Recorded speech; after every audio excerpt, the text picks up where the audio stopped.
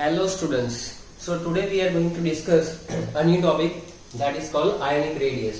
देखो लास्ट तक हमने जो कंप्लीट किया हुआ है that is atomic radii and the variation of atomic radii into group and period, top to bottom, left to right. क्या क्या वेरिएशन था वो भी हमने देखा हुआ था. तो आज का सेशन जो है बहुत ही इंटरेस्टिंग है और बहुत ही इंपॉर्टेंट है. वीडियो को लास्ट तक आप लोग देखना और नोट्स बनाना तो आपको अच्छे से ये चीज समझ में आ जाएगी. जैसे ही बात आती है आयोनिक रेडियाई की, बराबर है, तो इसका मतलब होता है कि जो क्रिस्टल होता है, आपने 9-10 में तो पढ़ा ही होगा कि NaCl जो होता है बेटा वो क्रिस्टलाइन फॉर्म में होता है.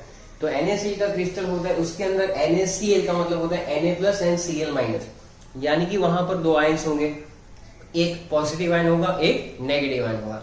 इट मीन्स व्हाट कि अगर आयोनिक रेडियस के बारे में हम लोग बात करेंगे तो the radii of ions in crystal, बराबर है. तो आयन जो होते हैं वो क्रिस्टल बनाते हैं, बराबर है, उसको कहते हैं आयोनिक क्रिस्टल. जैसे NaCl हो गया, KCl हो गया, MgCl2 है, ये सारे क्या है, तो जनरली NaCl है. वैसे वैसे जो है कंपाउंड्स जो आप सॉलिड स्टेट केमिस्ट्री में आगे जाकर पढ़ने वाले हो. सो that is all about ionic crystal. Okay, इतनी बात समझ में आ गई. अब आगे सुनो कि आयोनिक क्रिस्टल के अंदर आयंस होते हैं. आयंस का मतलब एक कैटायन और एक एनायन. तो सिंपल सा लॉजिक, आपको इतना तो मालूम ही होगा कि जब हम लोग सोडियम होता है तो सोडियम क्या करेगा, Na+ और एक इलेक्ट्रॉन लूज कर देगा, बराबर. तो सोडियम जनरली क्या करता है कि इलेक्ट्रॉन लूज करके कैटायन बनाता है.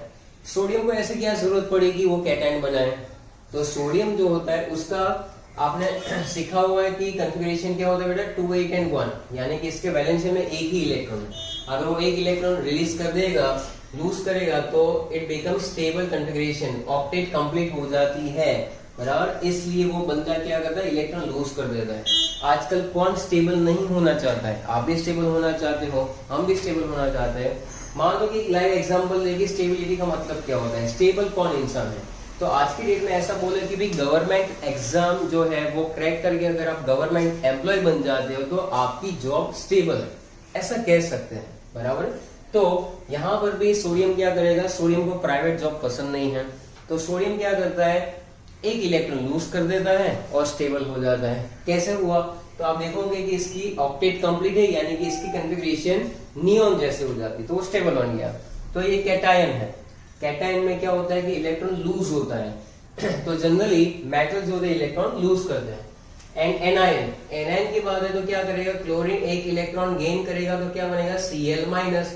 तो जो इलेक्ट्रॉन लूज किया वहां पर वो इलेक्ट्रॉन गेन करता है, तो इसने इलेक्ट्रॉन गेन किया क्यों, बराबर. बताओ आप. जैसे ही वैलेंस में 7 इलेक्ट्रॉन है, जैसे एक इलेक्ट्रॉन गेन करेगा वो बन जाएगा 288. 288 यानी क्या, 18. 18 इलेक्ट्रॉन का मतलब हो जाता है आर्गन. तो आर्गन जैसा स्टेबल इलेक्ट्रॉन कॉन्फ़िगरेशन बना लेता है. So that is all about stability. ये खेल है स्टेबिलिटी का, बराबर है. जैसे आप अभी स्टेबल बैठ के देख सकते हो कि नहीं, ये स्टेबिलिटी का मामला है. तो आज बैठ के पूरा कंप्लीट करना है स्टेबिलिटी, बराबर है. चलो, तो ये हो गया. तो मैंने ये सिखाया कि आयोनिक क्रिस्टल के अंदर जो रेडियाई होती है आयंस की, उसको आयोनिक रेडियाई कहते हैं. उसमें एक कैटायन होता है, एक एनायन होता है. When cation will be formed when any neutral gases atom loses the electron to obtain the stable electron configuration, that is called cation. When any element जो है, जब जैसे कि क्लोरीन हो गया, तो क्लोरीन क्या करता है भाई, क्लोरीन इलेक्ट्रॉन को गेन करेगा बेटा. क्लोरीन इलेक्ट्रॉन को क्या करेगा, गेन करेगा. So on the basis of that we can say that while negative ion, बराबर है, बेसिकली न्यूट्रल एटम जो होता है वो अगर एक इलेक्ट्रॉन गेन कर लेता है, बराबर है, नेगेटिव आयन या तो एनायन का बनता है, neutral atom gain 1 or more electron, then it becomes anion. Anion बन गया. अच्छा, चलो नेक्स्ट. अब बात करते हैं हम लोग आयोनिक रेडियस की. तो effective size of these ions यानी कौन से आयन, ये जो आयन कैटायन एनायन बने वो, इनकी इफेक्टिव साइज जो है is express in terms of IR. IR का मतलब है आयोनिक रेडियस, बराबर है. अब आयोनिक रेडियाई या तो आयोनिक रेडियस का जो डेफिनेशन है वो कैसे लिखेंगे, so it is like that, effective distance from the centre of the nucleus, ये सेंटर है, बराबर है, of the ion up to which it exert its influence on its electronic cloud. Electronic cloud एक hypothetical concept है. मान लो कि ये cation है जो छोटा होता है, एनायन साइज में बड़ा होता है. वो क्यों होता है, कैसे होता है, वो अभी हम लोग सीखेंगे. तो कैटायन जो होगा क्या लिखा, effective distance from the centre of the nucleus, तो यहां से यहां तक का डिस्टेंस, यहां से यहां तक का डिस्टेंस, ये कैटायन की रेडियस है, इसको कैटायन की रेडियस कहते हैं, इसको एनायन की रेडियस कहते हैं। तो यहां पर हम लिख सकते हैं भाई रेडियाई ऑफ कैटायन, बराबर, और इसके लिए लिख सकते हैं रेडियाई ऑफ एनायन, बराबर, ठीक है। चलो इतना समझ में आ गया। सो दैट इज बेसिकली आपका ये डेफिनेशन है, बराबर, जिसको आपको अच्छे से याद करके लिखना है। तो effective distance from the centre of the nucleus of the ion up to which exert influence on its electronic cloud, यानी जहां तक इलेक्ट्रॉनिक क्लाउड के ऊपर अपना इन्फ्लुएंस शो करेगा तो उसको हम लोग लिखेंगे क्या, आयोनिक रेडियस। क्या लिखेंगे, आयोनिक रेडियस लिखेंगे। तो थियोरेटिकली इलेक्ट्रॉन क्लाउड जो है वो एक्सटेंड होता है up to large distance. It is still important to have some value of ionic radius. For this purpose, the internuclear distance in any compound is determined by the X-ray diffraction method. यानी कि electron cloud को हमें एक electron cloud की limit तो होती है ना, बराबर है, न्यूक्लियस वहां से वैलेंशियल इलेक्ट्रॉन है तो कहां तक, तो हमने पहले भी सीखा था कि इलेक्ट्रॉन अनसर्टेन है, नजदीक भी हो सकता है, दूर भी हो सकता है। तो वहां तक का डिस्टेंस जो है, बराबर है, वो कौन सी मेथड से मेजर किया जाता है, एक्सरे डिफ्रेक्शन। थियोरेटिकली तो पॉसिबल है ही नहीं, बराबर है, थियोरेटिकली कोई पॉसिबिलिटी है नहीं कि भाई चलो ये आ गया आयन, उसमें ये क्रिस्टल्स में से आयंस निकाल लो और उसका हम लोग रेडियस मेजर कर लेंगे, बराबर है, ऐसा बिल्कुल नहीं करना है। तो एक्सरे डिफ्रेक्शन मेथड जो है वहां से आप क्या कर सकते हो, ये पूरा डिस्टेंस निकाल सकते हो। IND बोले तो इंडिया, भारत, मेरा भारत महान, ऐसा नहीं है, इंटर न्यूक्लियर डिस्टेंस है ये। IND को कैसे लिखा हुआ है, इंटर न्यूक्लियर डिस्टेंस। तो न्यूक्लियस से न्यूक्लियस का डिस्टेंस जैसे हमने आगे भी किया हुआ है कोवेलेंट रेडियस के अंदर भी, ये कैटायन का रेडियस है, एनायन का रेडियस है। अगर किसी तरीके से आपको पूरा रेडियस मिल जाए, पूरा रेडियस यानी क्या, इंटर न्यूक्लियर डिस्टेंस, बराबर, वो मिल जाए, और मान लो किसी एक का आपको आयोनिक रेडियाई मालूम हो, चाहे कैटायन का चाहे एनायन का, तो आप क्या कर सकते हो, उसकी हेल्प से आप कोई भी चीज ढूंढ सकते हो, बराबर है। फॉर एग्जाम्पल अगर हम लोग यहाँ पर डिस्कस करें कि भाई कैसे होता है ये सब, तो आइए डिस्कस करते हैं कि भाई ये चीज कैसे फॉलो होती है। Okay, so now we are moving on next part कि भाई यहाँ पर किस तरह से आयनिक जो क्रिस्टल उसके अंदर आयनिक रेडियस हम लोग डिस्कस कर सकते हैं, बराबर। तो इतना तो हमने सीख लिया कि एग्जाम्पल के बेसिस पे अगर NaCl का एग्जाम्पल ले लो, बराबर है, Na+ का एग्जाम्पल और Cl-, तो मान लो कि यहाँ पर मैंने ड्रॉ किया और ये छोटा सा है वो कैटायन है, छोटा सा ड्रॉ करने का, और ये बड़ा सा जो है उसको क्या कहते हैं, एनायन। वो बताता हूँ अभी क्यों छोटा क्यों बड़ा है। तो यहाँ से यहाँ तक का डिस्टेंस, बराबर, ये डिस्टेंस की बात है, that is called inter nuclear distance, समझ गए। और ये है रेडियस ऑफ कैटायन और ये है रेडियस ऑफ एनायन, बराबर। अभी हमें क्या करना है, हमने एग्जाम्पल कौन सा लिया हुआ है, for example we are discussing NaCl, हमने NaCl का एग्जाम्पल लेना है। तो NaCl के अंदर बहुत सारे साइंटिस्ट ने कुछ ना कुछ वैल्यूज देने का ट्राई किया, लेकिन सबसे बेटर वे में किसने दे पाया, तो पाउलिंग, लिनस पाउलिंग जो है साइंटिस्ट का नाम है, उसकी मेथड से कुछ वैल्यू जो है वहां पर डिराइव हुए हैं, तो पता चल जाता है कि किस तरह से वहां पर हमें फाइंड करना है। तो आपको नाम क्या याद रखना है, पाउलिंग मेथड, बराबर है, पाउलिंग मेथड। तो पाउलिंग मेथड से हम क्या कर सकते हैं, एनायन और कैटायन किसी एक की हम लोग रेडियस निकाल सकते हैं। फॉर एग्जांपल NaCl की अगर बात की जाए, NaCl, बराबर है, for example based on Pauling method the absolute value of the ionic radius of Na+ ion has been determined to be 95 picometre. यानी कि यहाँ पर कैटायन की रेडियस जो है वो पाउलिंग मेथड से Rna+ की वैल्यू कितनी आ रही है बेटा, 95 पिकोमीटर। ये डेटा है, बराबर, जिसको एग्जांपल के बेसिस पर हमें याद रखना है यहाँ पर। तो Na+ की वैल्यू कितनी आ रही है, 95 पिकोमीटर आ रही है, बराबर है। And therefore the ionic radius of Cl-, ionic radius of Cl- निकालना है, तो RCl जो है, RCl- का क्वेश्चन मार्क है, क्वेश्चन मार्क तो है। अब इंटरन्यूक्लियर डिस्टेंस जो मिला था हमें एक्सरे डिफ्रेक्शन मेथड से, वो कुछ था 276 पिकोमीटर। कितना है, 276 पिकोमीटर। तो देखो IND यानी internuclear distance is equal to what, R of Na plus and R of Cl minus, बराबर है, यानी कि radius of cation and radius of anion.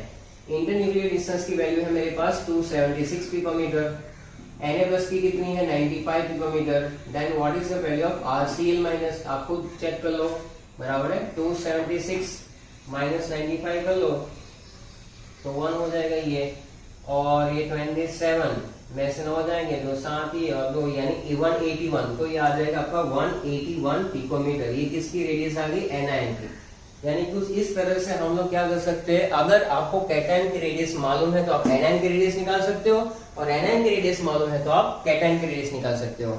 बस शर्त इतनी है कि कुछ तो पता होना चाहिए, वरना क्या निकालोगे, हलवा है, कुछ तो डेटा होना चाहिए आपके पास। ये तो चलो पाउलिंग ने बता दिया, वरना क्या करते हैं हम लोग, बड़ा टिंटिंग।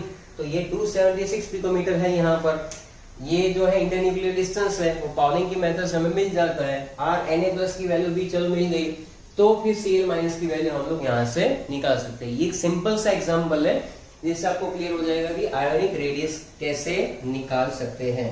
तो यहाँ तक का जो था वो बहुत ही सिंपल था। Now we are compare the ionic radius with corresponding atomic radii, बराबर है। Now the session becomes more interesting, बराबर है, क्यों, क्योंकि अब हम लोग वो सीखने जा रहे हैं जो काफी इंपॉर्टेंट है कि भाई चलो अब हम लोग बताएंगे कि भाई cation is always smaller than anion, sorry than parent atom, anion का पेरेंट एटम, बराबर है। कैटायन यानी क्या, तो पेरेंट एटम में से बना हुआ एक आयन, बराबर। पेरेंट एटम यानी मेन एलिमेंट, जैसे कि मान लो मैंने लिखा यहाँ पर सोडियम Na, बराबर। सोडियम में से जब इलेक्ट्रॉन लूज हो जाएगा तो क्या बनाएगा, Na प्लस और एक इलेक्ट्रॉन S, यानी कि ये है बाप और ये है बेटा, बराबर। कैटायन के केस में क्या होता है कि ये जो पेरेंट एटम है बेटा, पेरेंट एटम, उससे उसका जो कैटायन है वो कैसा होगा, छोटा होगा, बराबर। यानी कि यहाँ पर बच्चा जो है बाप से छोटा होगा, ऐसा कहना चाहते हैं, बराबर है। और होता भी है ना, आपको मालूम तो है कि बच्चा जो है यहाँ पर बाप से छोटा है। कई बार ऐसा भी होता है कि बच्चा बाप से बड़ा भी हो जाता है, बराबर। दूसरे एक्सपेक्ट में अभी हम लोग देखेंगे यहाँ पर। चलो यहाँ पर ध्यान दो तो Na जो है Na प्लस। अब यहाँ पर मुझे ये बताओ कि सोडियम जो है उसमें प्रोटॉन कितने होते हैं, 11 होते हैं, और इलेक्ट्रॉन भी 11 होते हैं। वेरी गुड, आपको तो सब आता है। जैसे ही यहाँ पर Na प्लस बनता है तो क्या हो जाएगा, यहाँ से एक इलेक्ट्रॉन लूज हो गया, यानी कि यहाँ पर प्रोटॉन कितने रह जाएंगे, 11 के 11, और इलेक्ट्रॉन हो गए 10। इलेक्ट्रॉन कितने हो गए, 10 हो गए। पहले आप देखोगे तो यहाँ पर 3 सेल हुआ करते थे कि भाई चलो K शेल के अंदर 2 इलेक्ट्रॉन थे, K, L और M। M के अंदर L में 8 इलेक्ट्रॉन थे और यहाँ पर 1 इलेक्ट्रॉन था। ऐसे भी समझ सकते हो, या तो नियॉन 3s1 से। इसका कंफिगरेशन कैसा था, नियॉन 3s1, ये बन गया सिर्फ नियॉन 3s0, बराबर। ऐसा यानी कि पूरा थर्ड सेल उड़ा दिया, 3s0 इलेक्ट्रॉन है ही नहीं भाई। तो जैसे ही यहाँ से एक इलेक्ट्रॉन लूज हो जाता है तो ये शेल भी गायब हो जाता है, शेल गायब हो गया, बराबर है। अच्छा, तो हुआ क्या कि न्यूक्लियस के अंदर यहाँ पर प्रोटॉन तो उतने के उतने हैं, आप देखो प्रोटॉन 11 के 11 है, इलेक्ट्रॉन कम हो गए, nuclear charge remain the same.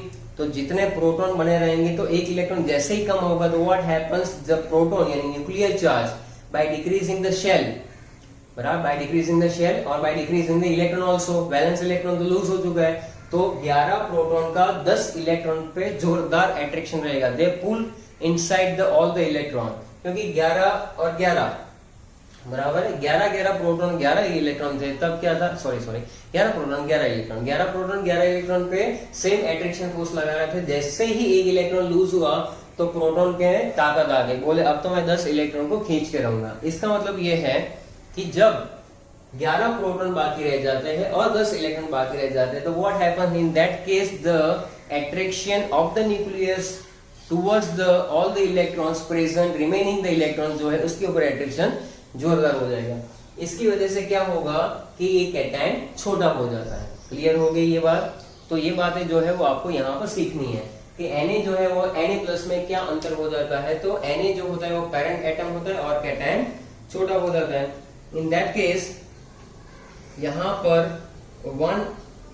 Na जो एटम है बेटा उसका, और ऐसा भी नहीं, काफी बड़ी जो है वहां पर डिक्रीज होती है, 186 पिकोमीटर होता है ये, कितना होता है 186 पिकोमीटर, और ये हो जाता है सीधा 95 picometre. It is a large difference when we discuss about that कि भाई यहाँ पर कैटायन छोटा होता है तो थोड़ी बहुत छोटी वैल्यू में चेंज आती होगी, लेकिन ऐसा नहीं है। कहाँ 186, कहाँ पर 95, यानी कि gradual change will be there in that. तो आपको ये याद रखना कि यहाँ पर हुआ क्या सही में। Due to the removal of valence electron the number of shell in the cation decreases and as a result the size of the cation is smaller than the parent atom which is formed. Due to removal of electron from the parent atom, number of electrons is the cation decreases, लेकिन nucleus charge तो same रहा as that of atom. As a result the force of attraction by the nucleus on the electron increases, यानी effective nuclear charge बढ़ा, hence the size of atom decreases when it becomes cation. cation जब बन जाता है तो उसकी size decrease हो जाती है। फिर से सुनो, पहले 3 सेल थे, हाँ थे इसमें से इसमें गए तो क्या हुआ कि एक सेल पूरा चला गया। Number of protons remain the same, number of electrons decreases, valence electron चला गया, वैलेंस शेल चला गया। When the number of proton remains the same, what happens, the effective nuclear charge will be increases. In that case what happen कि ये जो 11 के 11 proton थे यानी न्यूक्लियर चार्ज था, उन्होंने जो इलेक्ट्रॉन बाकी थे उसके ऊपर क्या लगाया, अट्रैक्शन फोर्स लगाया। So we can say that कि भाई size of cation is always smaller than that of corresponding atom due to, एक तो decrease in the number of shell, बराबर, एक रीजन तो है decrease in the number of shell, बराबर। Size of cation decreases with respect to, आप लिखते हो ना, कैसे लिखते हो, WRT, shortcut, with respect to parent atom, with respect to parent atom, बराबर, parent atom उसके रिस्पेक्ट में कम हो रहा है।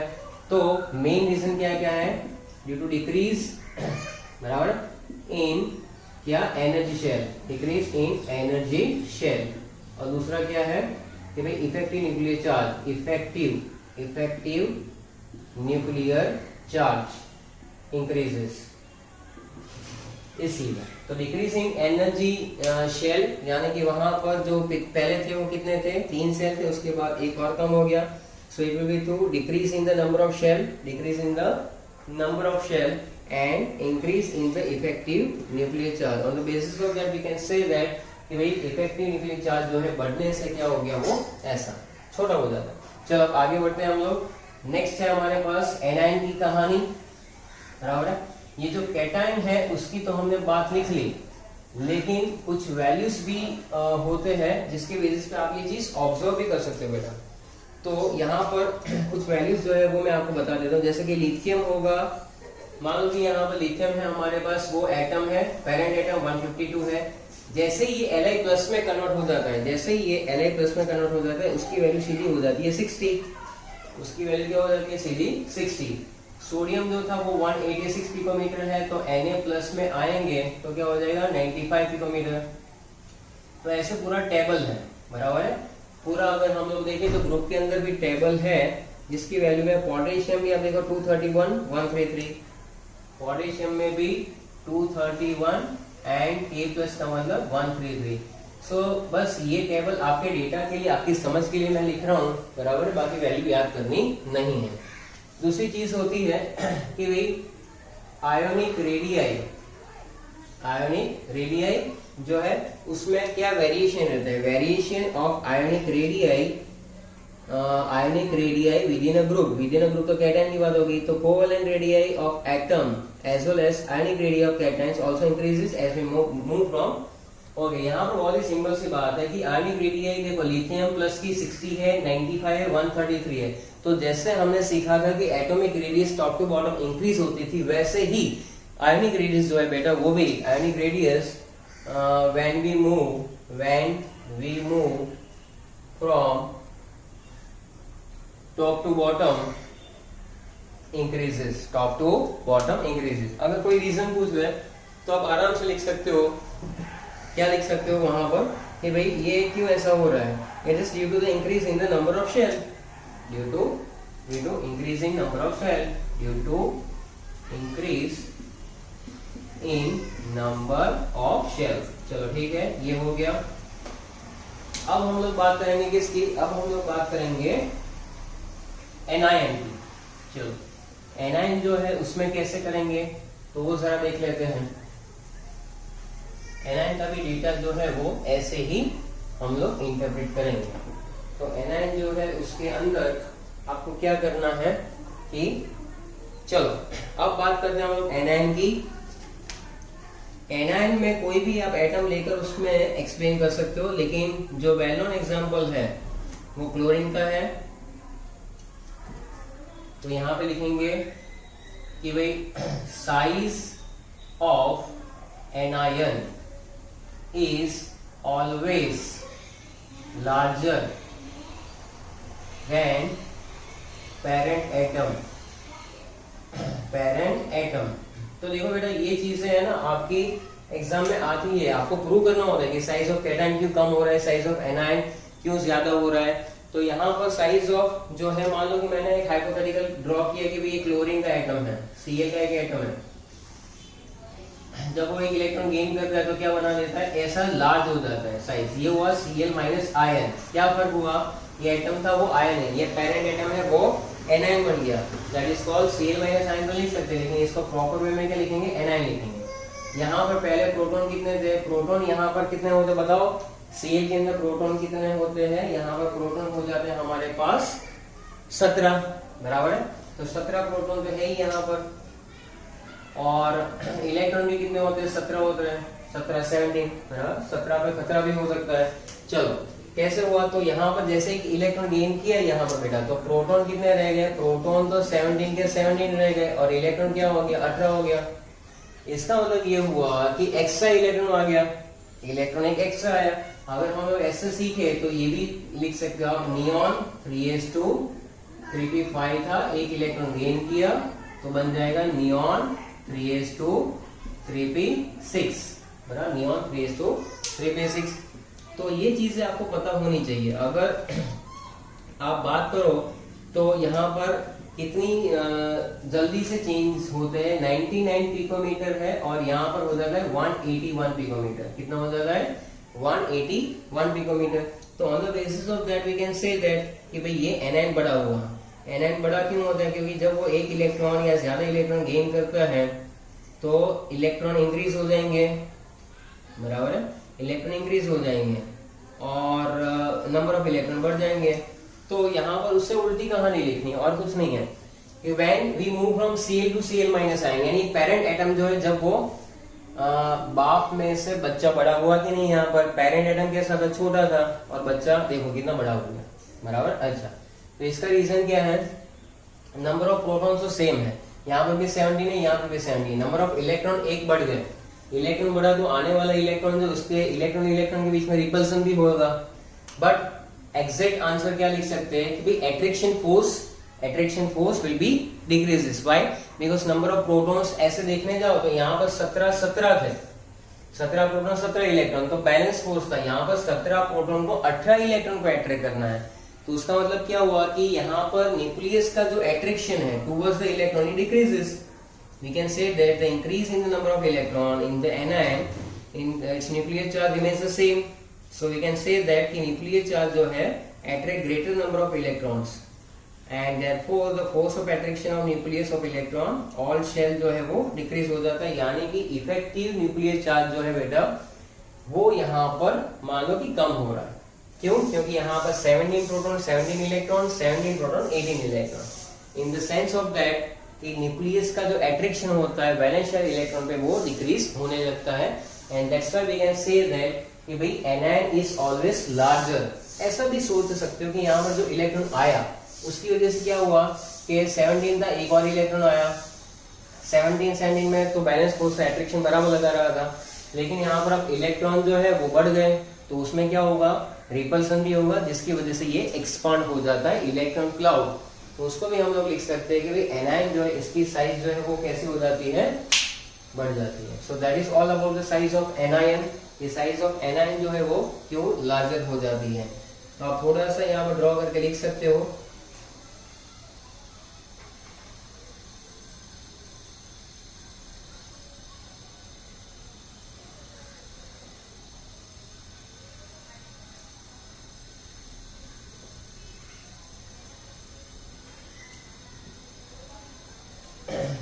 अगर डेटा लिखो तो फ्लोरीन है बराबर, Cl है, क्लोरीन क्लोरीन लिख लो, ब्रोमीन लिखो, फिर आयोडीन लिखो बराबर है।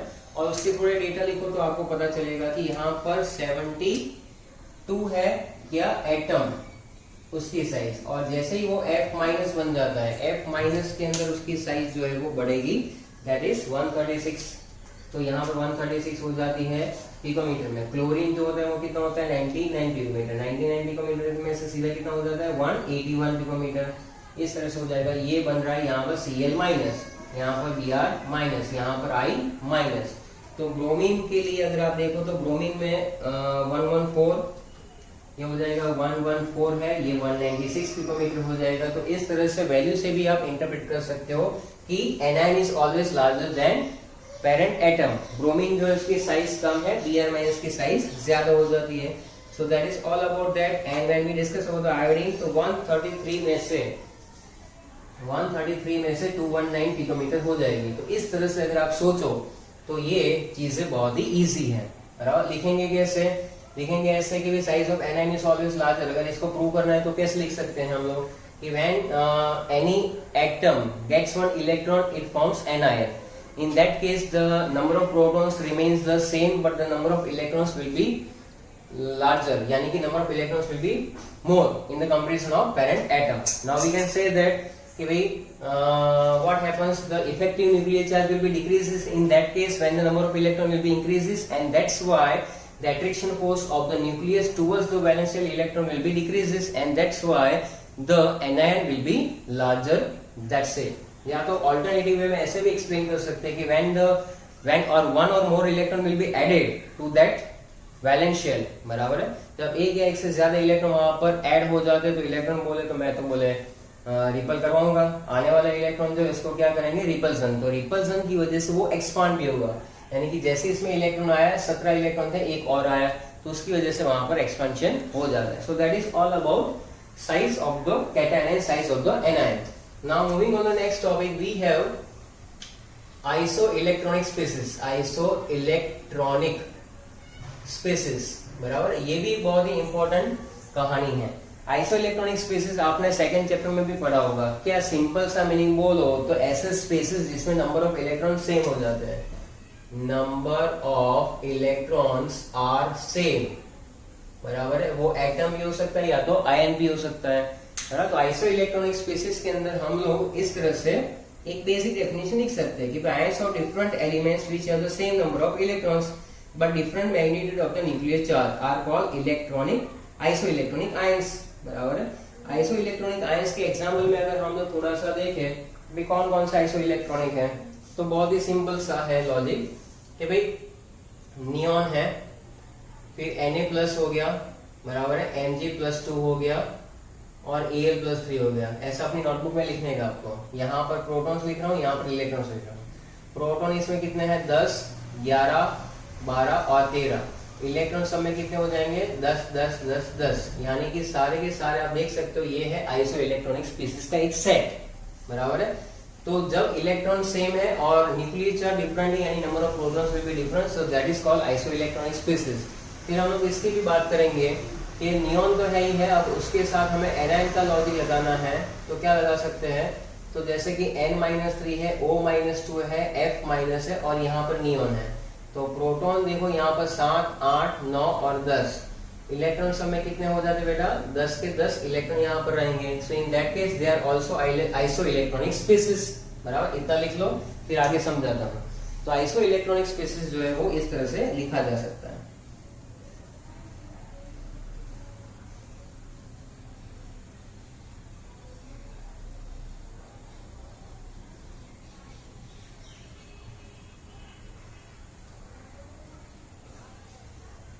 तो आइसोइलेक्ट्रॉनिक स्पेसिस की डेफिनेशन कैसे लिखोगे? It may be defined as a species which may have the same number of electron. तो वो क्या हो सकते हैं? तो वो भी आप लिख सकते हैं कि isoelectronic species may be defined as neutral और आयोनिक स्पेसिस। देखो ये है नियॉन, नियॉन न्यूट्रल है, ये आयोनिक स्पेसिस है, कहीं पर कैटायन कहीं पर एनायन।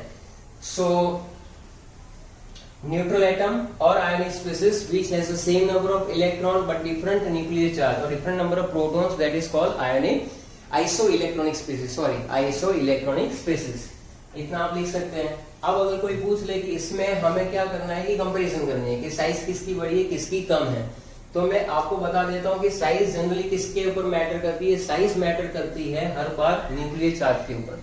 जहां कहीं पर भी आइसो इलेक्ट्रॉनिक की बात आएगी और साइज की बात आएगी तो वेरिएशन की अगर हम लोग बात करेंगे तो वेरिएशन जो है किसके ऊपर आ जाएगा, इसके ऊपर आ जाएगा। So within series of isoelectronic ions nuclear charge increase होता है तो the force of attraction by the nucleus on the electron also increases. बराबर, हम लोग क्या लिख सकते हैं, as the nuclear charge, as the nuclear charge increases the force of attraction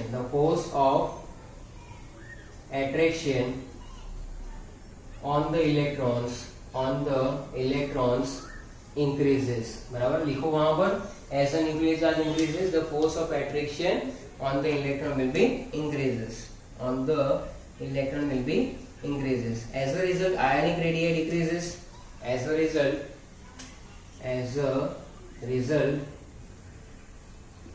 ionic radii decreases. उससे क्या होता है, आयनिक रेडियाई बेटा डिक्रीज होती है। देखो जैसे जैसे न्यूक्लियर चार्ज बढ़ता जाएगा वैसे वैसे क्या होता जाएगा कि वहां पर न्यूक्लियर चार्ज बढ़ेगा, फोर्स ऑफ अट्रैक्शन बढ़ेगा on the electrons increases as a result of ionic radii decreases.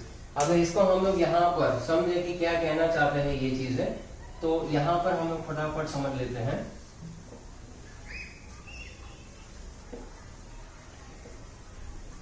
चलो इसको थोड़ा सा हम लोग साफ कर लेते हैं पहले।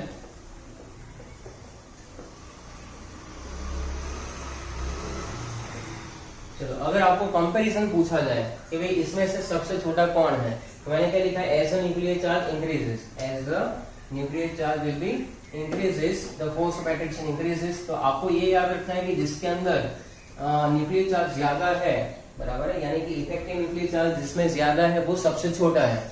तो एक सिंपल सा ट्रिक बता दूं, याद कर लो, कैटायन में जैसा जितना चार्ज ज्यादा +1 +2 +3 उतना ही वो छोटा, यानी कि ऐसा होगा कि Al+3 is smaller than Mg+2 less than Na less than neon।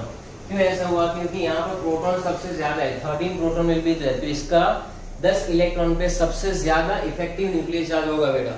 तो इस केस के अंदर Al+3 जो है सबसे छोटा हो जाता है, Al+3 will be smaller than Mg+2 and then Na and neon. बराबर है। सिमिलर केस के अंदर अगर हम लोग देखेंगे कि भाई कैसा है, तो आयनिक रेडियाई डिक्रीज होती है, वो तो हमने सीखा। Ionic radii of isoelectronic ions decrease with the increase in the magnitude of nuclear charge. तो यहाँ पर भी कहानी वही आएगी जब हम लोग एनायन की बात करेंगे। एनायन में भी आप देखो N3- है 7 प्रोटॉन, यहाँ पर O2- 8 प्रोटॉन, F-9, नियॉन में 10। बराबर। तो सबसे बड़ा यहाँ पर कौन होगा, सबसे बड़ा यहाँ पर कौन होगा बेटा, N3- ion greater than O2- ion greater than F- greater than neon. बराबर। मैंने क्या बोला था आपको कि इलेक्ट्रॉन भले सेम हो, लेकिन जैसे जैसे नंबर ऑफ प्रोटॉन्स बढ़ेंगे वैसे वैसे साइज जो है, बराबर, देखो 7, 8, 9, 10। बराबर है।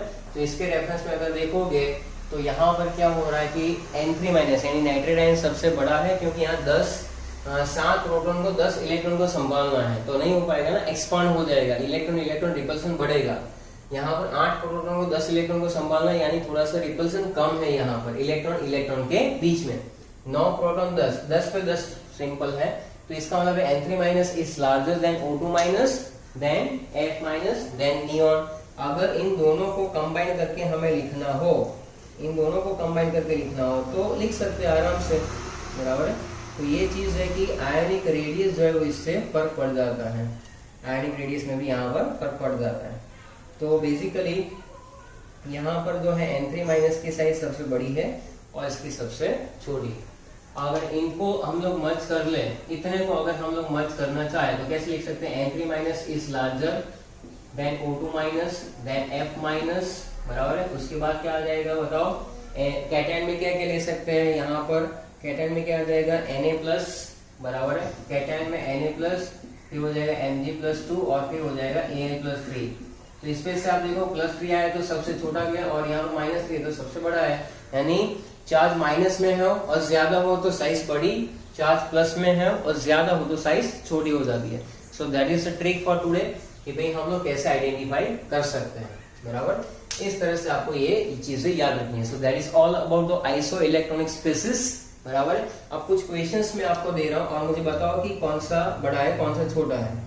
तो मैं आपसे कुछ क्वेश्चंस यहाँ पर पूछ रहा हूँ, जैसे कि फर्स्ट क्वेश्चन है K और K plus, which one is larger which one is smaller.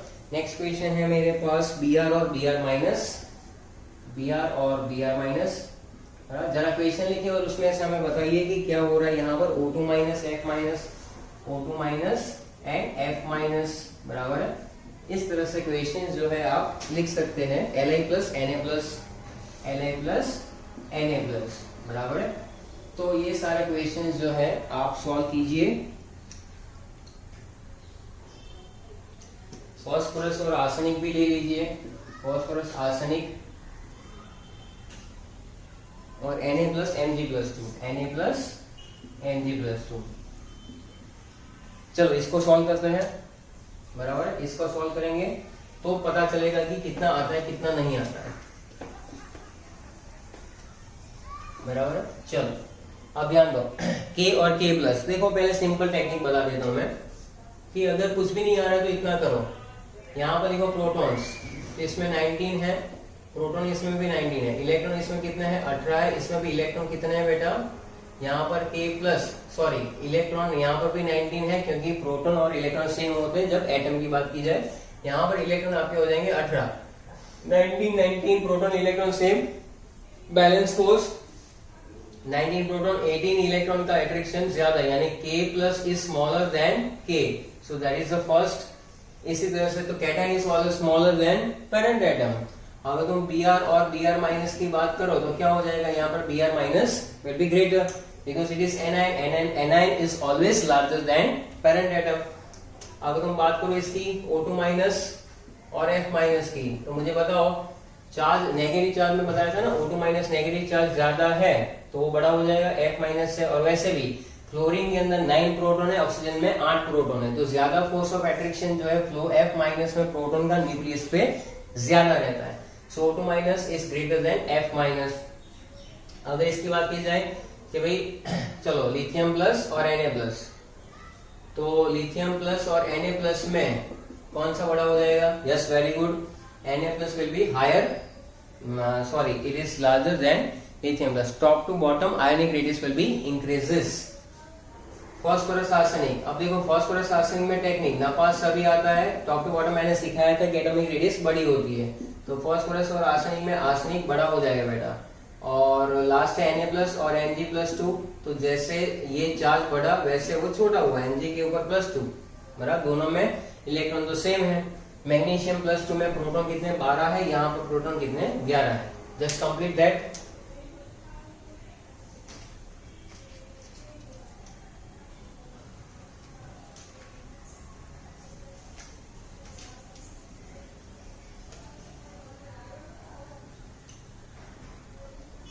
चलो इतना लिखने के बाद एक दो क्वेश्चंस और कर लेते हैं। यहां पर मैं आपको बता रहा हूं कि अगर हमारे पास I है, I माइनस है और I प्लस है, तो उसको एक अरेंज करना है आपको, सीक्वेंस में अरेंज करो, डिक्रीजिंग ऑर्डर या तो इंक्रीजिंग ऑर्डर, किसी भी तरह से आप अरेंज करवा सकते हो इसको। फिर है हमारे पास carbon nitrogen silicon phosphorus, carbon nitrogen silicon phosphorus, बराबर। तीसरा आपके पास एक और एग्जांपल यहां पर हम लोग दे देते कि O2 माइनस,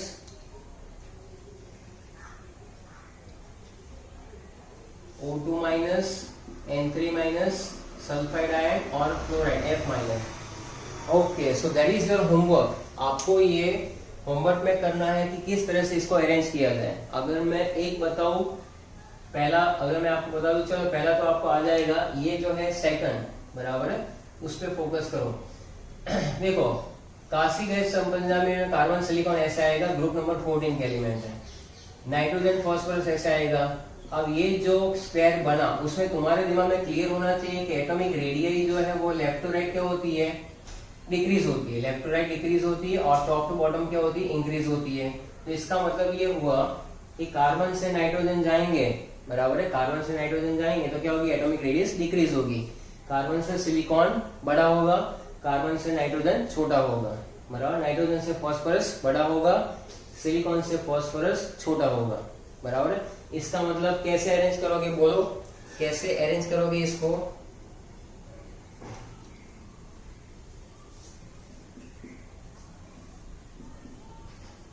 ऐसा कर लो, चलो देख लो ये सही हुआ कि नहीं। इसका रिलेशन आप चेक करो बेटा, बहुत ही इंपॉर्टेंट है ये, इसलिए बोलता हूँ कि वीडियो एंड तक देखो आप। कि कार्बन और नाइट्रोजन, तो nitrogen is smaller than carbon, चलो एग्री।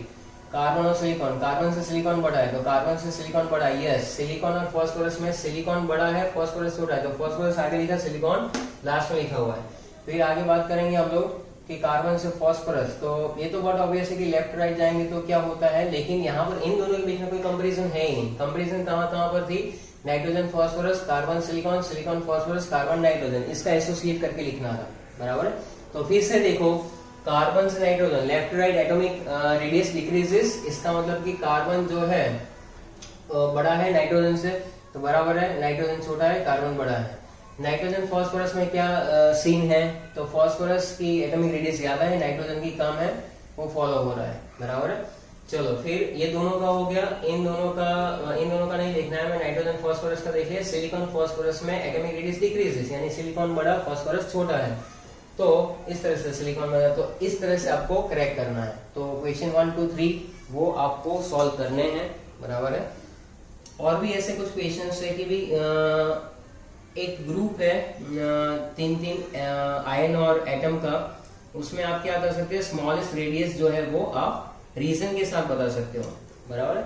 तो लिखिए question, select from the each group, select from the each group, यानी मैं आपको 3 का ग्रुप दे रहा हूं, तो select from the each group, क्या सिलेक्ट करना है आपको, select from the each group the species which has select from the each group species has the smallest radius, species has the smallest radius giving scientific reason, तो उसके अंदर एक चीज यहाँ पर है, ऑक्सीजन O- और O2-, ये पहला क्वेश्चन। क्या करना है, स्मॉलेस्ट ढूंढना है और रीजन भी आपको देना है। तो O- O2- आ जाएगा, फिर आएगा यहाँ पर K+ लिख लो, बराबर है, K+ लिख लो, वहां पर Sr, एक काम करो, K+ लिखो, स्ट्रॉन्शियम लिखो, Sr2+ भी लिखो वहां पर, और लिखो एक आर्गन, बराबर है। तीसरा मैं आपको दे देता हूं एक क्वेश्चन, जहां पर आपको करना है, एक काम करो, सिलिकॉन, फास्फोरस और क्लोरीन, ये भी लिख लो, बराबर है। इसमें से क्या करना है, सबसे स्मॉलेस्ट आपको ढूंढना है और रीजन भी देना है, बराबर है। आपको पता चल ही जाना चाहिए, सिमिलर है, एटम से एनायन बड़ा तो ये सबसे बड़ा, फिर ये और फिर ये सबसे छोटा, ऑक्सीजन इज स्मॉलर, बराबर, in the case of anion, लेकिन आपको रीजन के साथ प्रूव करना है। दूसरे कुछ आइसो इलेक्ट्रॉनिक स्पीसीज के एग्जांपल भी आपके दिमाग में होनी चाहिए, जैसे कि अगर आर्गन के आसपास देखो, तो आर्गन के आसपास क्या होगा, K+ हो सकता है, Ca2+ भी हो सकता है, बराबर है। Cl- यानी एक गेन करेगा वो भी हो सकता है, और S2-, 16+2 ये भी हो सकता है। तो ये भी पूरा एक आइसो इलेक्ट्रॉनिक का सेट है, बराबर है। तो आई होप ये वीडियो आपको बहुत ही पसंद भी आएगा और इंफॉर्मेटिव भी है और लॉजिकल भी है, तो इसको अच्छे से याद करके सब कुछ नोट्स बना सकते हो आप, और वहां से आप अच्छे से काम कर सकते हो। सो that is how the today session में हमने डिस्कस किया ionic radius, then cation is always smaller, anion is always larger, then isoelectronic species क्या होता है और उसकी applications. Okay, thank you.